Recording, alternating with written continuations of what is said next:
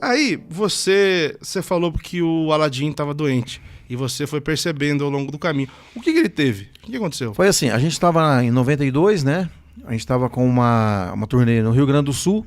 Terminando a turnê do Rio Grande do Sul, a gente ia pro Goiás. Ah, vocês chegaram aí pro Brasil inteiro mesmo. Nossa, viajamos. Olha, pra você ter uma ideia, nós chegamos a fazer 140 shows só no estado do Rio Grande do Sul. Ah, em um ano. andou muito. Mas muito, quase toda semana no Rio Grande do Sul. E com banda, com a galera toda junto. E aí numa dessas voltas do Rio Grande do Sul, a gente estava indo para Goiás, aí ele começou a reclamar de dor de dente. Tá doendo, tá doendo. Dor de dente, normal, né? Aí tinha um músico nosso, Paulão, baixista, que tá assistindo aí, e ele tinha gota. Ele veio com os dedão inchados, coisa mais linda. Aí ele andava com os remédios lá, né? Anti-inflamatório e tal, e deu uns Voltaren pra ele. Aí eu falei, cara, não toma remédio sem saber o que é. Não, melhorou aqui. No outro dia, tá doendo de novo. Dava Voltaren de novo pra ele. Daqui a pouco tá doendo de novo. Isso foi uma semana. Quando nós chegamos em Cristalina, o que seria o último show, Cristalina, Goiás, do lado de Brasília, no hotel ele estava desesperado de dor. Falei, cara, vou te falar uma coisa. Não espere mais, vamos procurar um médico. Era dor de dente, ele reclamava. Dor de dente, mas já estava inchando, né? Ele estava fazendo tratamento no canal, deu alguma coisa errada. E ele, não, vamos fazer o show, depois eu me viro e tal. E batendo queixo de frio. E calor. Chovendo, porém calor. Falei, você tá com frio, pô, você tá com febre. Não, vou fazer o show, depois a gente vê isso aí. Durante o show, eu comecei a perceber que ele estava perdendo produção, porque ele era muito bom de palco e tal, e ele estava meio perdendo produção. Tem um momento, tem até no YouTube aí tem um momento que eu chego do lado dele e falo, tá bom, cara, vamos parar. Ele falou, não, vou continuar. E terminou o show.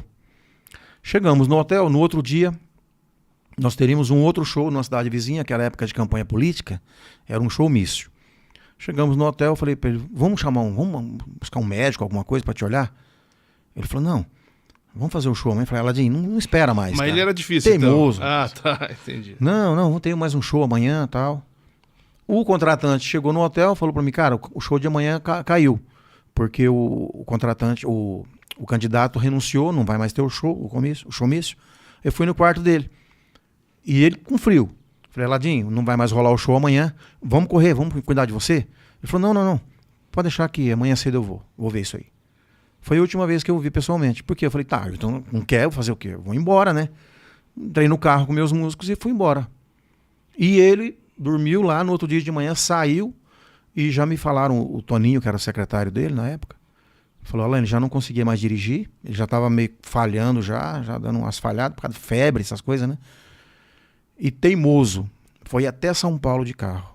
Chegou em São Paulo, nós tínhamos que viajar para uma cidade, Itaituba, no Pará, que seria o último dia do showmício, o último dia do show. Aí o Toninho deixou ele no hotel, em São Paulo, ele morava em Mogi das Cruzes, ele não quis ir pro hotel, pra casa dele, ele ficou no hotel, teimoso. Ficou no hotel. Quando foi de madrugada, umas 3 da manhã, o gerente do hotel era amigo nosso, o Itamar, ele ligou na portaria, falou, Itamar, preciso de ajuda, cara, tô ruim. Aí o Itamar falou, ó, vou chamar o resgate. Ele pediu ajuda. Pediu ajuda. Falou, vou chamar uma ambulância, alguma coisa. Falou, não, liga pro Toninho, que o Toninho sabe o que fazer comigo. Aí ligou pro Toninho, o Toninho morava na Zona Sul, até o Toninho chegar, botou ele no carro. Ele falou, não, eu quero ir pra Mogi, porque tem um médico me esperando. Já tem um médico me esperando. Foi pro hospital, chegou lá, o médico já falou, ó, cara, demorou muito, aqui é irreversível. Deu infecção? Infecção generalizada. Sepsemia. Por conta de dor de dente. Por conta de uma infecção. Que é uma história, as pessoas diminuem um pouco isso, mas é real, né? É real. Teve um cantor também, se eu não me engano, de uma... Esses cantores famosos do 3, que cantavam 3, 4, aí, esses molequinhos que hoje estão mais velhos, um deles morreu também assim, por causa de uma infecção de dente. E acontece todos os dias, né, que as pessoas não ficam sabendo. E, infelizmente, É impressionante você me contando isso, tanto de história que sai mentirosa, porque eu já ouvi tantas histórias do que ele tinha morrido, que foi uma cirurgia de garganta, que era problema de corda vocal. Olha, no velório dele, eu observei que ele tinha um corte na garganta, assim, talvez uma traqueostomia que tentaram fazer ali, né? Mas não foi cirurgia de garganta, não, foi o problema do dente mesmo. E não teve chance? Não teve chance, cara. Ele porque chegou... eu acho que foi um pouco também de falha de alguém, porque ele chegou no hospital, o médico, ao invés de interná-lo e ficar cuidando, não, mandou pra casa. Ah, tá. E eu fui fazer o show pra Itaituba porque o contratante não aceitou. Falei, cara, o Aladim tá internado. Ele falou, não quero saber, eu não posso perder Você foi de São Paulo pra Itaituba? Pra Itaituba. Aí eu levei um outro cantor comigo pra tentar fazer o show no lugar dele, porque o contratante não queria conversa. Chegamos lá, fizemos o show, passou, como a Aladim hoje. Não sei se tem perigo mais falar isso. Não. Aí fizemos o show.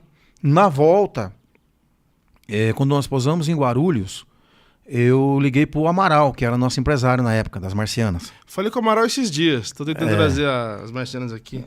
Aquela voz dele. Vozeirão dele, né? Aí eu liguei pro Amaral. Falei, Amaral, tô aqui no aeroporto. Eu morava em Campinas. Meu carro tá aqui e tal. E eu tô com dinheiro aqui. Eu tava com muito dinheiro do cachê. Era tipo como se fosse hoje 500 mil reais. Desculpa. O que eu faço? Ele falou, não, vem, traz pra cá que você vai viajar, é perigoso. Vem aqui pro escritório. E eu quero falar com você tem que vir aqui. Beleza. Cheguei no escritório, na Avenida Rio Branco. Entrei, coloquei a mala com o dinheiro lá pra ele. Ele falou assim, olha, o Aladim acabou de ter uma parada cardíaca. Falei, bom... Mas e aí, como é que é a situação? Ele falou, é bom a gente ir pra lá. Pra Mogi. Eu já entendi, né? Ah, você não tá... Pra você Não ainda não sabia. era questão de morte. Não. Porque eu falei com o Aladim na noite anterior, né? Ele falou, e aí, cara, como é que eu liguei na casa dele? E aí, como é que tá aí? Será que não tem perigo, não? Os caras, você fazer show com outro? Eu falei, perigo tem. Só que não tem o que fazer. Eu falei, e você, como é que tá? Ele falou, eu tô muito mal. Eu tô com dificuldade pra falar, eu não consigo mais engolir. Eu falei, você tinha que estar no hospital, Aladim, você não tinha que estar em casa. Mas o médico liberou, eu contratei uma enfermeira, tá cuidando. Eu falei, tá errado isso, tem alguma coisa errada. E fui fazer o show. Quando eu voltei, quando a gente estava indo do escritório para Mogi no carro, eu ligo na rádio Globo, na época, e tava o Samuel Gonçalves no ar. E ele falou, eu fiquei sabendo através dele. Nossa, soube pelo rádio. Pelo rádio. Acaba de falecer o cantor Aladim.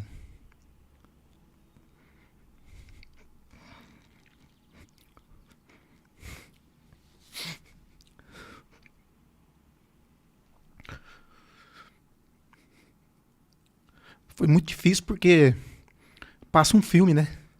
Fala, tanta luta, tanto sofrimento. A gente conseguiu, que é o mais difícil, o sucesso, né?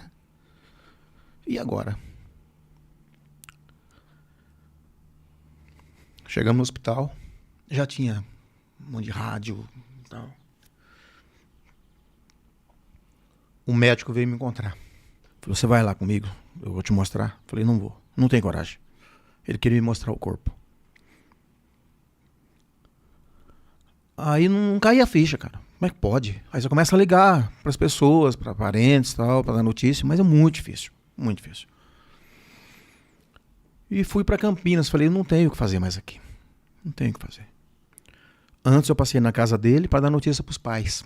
Nossa, você que teve que dar. Os pais. Porque eles já eram de idade na época, né? Aí quando eu parei na porta da casa do pai do Aladim, assim, ele abriu a porta e falou assim, já sei, meu filho morreu, né? Falei, como é que o senhor sabe, São Antônio? Falou, por que você está aqui? Falei, então agora não tem mais o que fazer. E fui para casa. Eu estava muito cansado da viagem. No outro dia, fui pro velório. E ele... Cara, não dá para acreditar, cara. Você olhar uma pessoa tão próxima, a gente vivia muito juntos, né? Estrada, de viagem todos os dias. Aí quando foi umas 5 horas da tarde, pegaram o corpo, colocaram em cima do caminhão, corpo de bombeiro, para levar. Cara, você sente que estão tirando um pedaço de você, é muito forte. Porque a gente, além de ser parceiros, sócios, éramos cunhados, né? Era da família. Então, aí passa um filme, cara. Você sabe da história da vida do cara, tudo. Só encerrando a história do Aladim, tem uma história... O Aladim tem algumas lendas, né? A dupla tem algumas lendas. E a morte dele...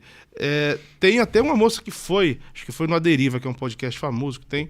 Falar do... Acho que ela não cita o nome do Aladim, mas ela fala que teve um sertanejo lá dos anos 90 que foi enterrado vivo. Da onde surgiu essa história? Por que existe essa história? Aconteceu alguma coisa para dar origem à lenda ou Porque falam tanta coisa e eu não sei realmente o que é verdade. Vou perguntar para quem deve saber. Então, é que tem coisa que eu não posso falar, é porque envolve muito mais do que as pessoas sabem. Ele se envolveu com pessoas erradas. Não que ele fizesse coisas erradas, mas ele se envolveu com pessoas erradas que tinham má intenção. E se aproveitaram do momento que ele ficou doente. E ver se eu consigo falar um pouco assim. Faz tanto tempo que é um... Nossa, que deve ter prescrito já o que fizeram com ele. Porque nós começamos a fazer muito show e teve uma época que a gente recebia em dólar. A gente, na hora de receber do contratante, não é como hoje, nota fiscal, aquelas coisas. Você recebia na hora ali. Então a gente recebia em dólar, fazia a conversão na hora e se recebia em dólar. E ele começou a guardar uma grana legal, em dólar mesmo, não tinha como pôr em banco, dólar. E um dia a gente foi fazer um show pro Bolinha, e foi só eu e ele no carro, que era só dublado, não tinha banda, né? Eu falei, Aladinho, eu tenho uma curiosidade, na estrada, indo, à noite. Cara, o que você tá fazendo com o seu dinheiro? Os dólares. Ele falou, então, olha, eu tô com bastante dinheiro, bastante dólar, só que eu não conto pra ninguém onde é que está. Falei, eu desconfio com quem possa estar seu dinheiro. Ele falou, com quem? Aí eu falei o nome da pessoa. Não posso falar. Não era da família. Ele ficou meio assim, né? Falei, tá, por que você não conta pelo menos pra tua mãe? Confia na sua mãe, é a única pessoa que você acha que você pode confiar. Ele falou, não, eu não vou falar pra ninguém. E estava próximo dele morrer, né? Quando ele passou mal, ele falou assim, eu já pedi pra uma pessoa, falou o nome da pessoa, ver um médico pra mim. Que eu era essa pessoa que eu achava que estava o dinheiro. E aí eu falei, tá, mas e aí? Ele falou, então, não, ele vai me atender. E o dinheiro estava com esse pessoal. E depois que ele morreu, nos dias assim que ele morreu, tem uma moça que até é minha amiga, está no meu zap, procurou a família. Falou, olha, eu sou enfermeira, eu estava no momento que o Aladinho morreu. E se vocês procurar, vocês vão encontrar algumas coisas que vocês não vão gostar. Os pais, muito simples, eles não quiseram mexer.